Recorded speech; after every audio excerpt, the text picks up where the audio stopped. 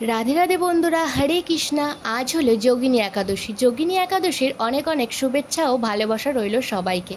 আর একাদশীতে আমরা কি কি করি এবং কি কি সেবা গ্রহণ করি সেটাই তোমাদের সাথে আজকে একটি মিনি ব্লগের মাধ্যমে শেয়ার করছি বন্ধুরা।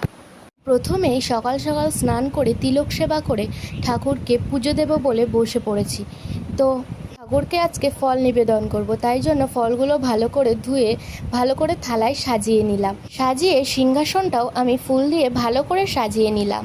তারপর সাজিয়ে নেওয়ার পরে ফলটা নিবেদন করলাম ঠাকুরকে।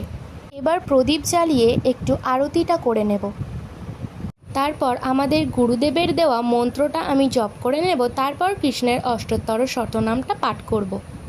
আর একাদশীর দিন কৃষ্ণের অষ্টোত্তর শতনাম পাঠ, গীতা পাঠ এবং একাদশীর মাহাত্ম্য পাঠ করা কিন্তু খুবই ভালো। এতে কিন্তু পাপ বিমোচন হয়। তারপর অষ্টোত্তর শতনাম পাঠ হয়ে গেলে কিন্তু তারপর শঙ্খলু দিয়ে আমি আমার পুজোটা সম্পূর্ণ করলাম। আর যেহেতু আজ একাদশী, তাই জন্য কিন্তু 12টার আগে কিছুই সেবন করা যায় না। তাই জন্য আমি প্রসাদটা ঢেকে রেখে দেব। তারপর 12টা বাজলে আমি এই প্রসাদটা মাকে দেব, তারপর আমিও সেবন করব। তারপর প্রসাদ গ্রহণ করা হলে তারপর কিন্তু আমি গীতা এবং একাদশী মাহাত্ম্যটা পড়ে নেব। একাদশী মাহাত্ম্য এবং গীতা পড়া কিন্তু খুবই ভালো। আর আজ দুপুরে সেবার জন্য মা বানাচ্ছিল সাবুর বড়া, আর এটা খেতে কিন্তু খুব সুস্বাদু ও দারুণ হয়। তো আজকে আমরা দিনটা তো এভাবেই কাটালাম। আর তোমরাও কিন্তু একাদশী করো। একাদশী করলে পাপ বিনষ্ট হয়। তো আজকের মিনি ব্লগটা তোমাদের কেমন লাগলো অবশ্যই জানিও।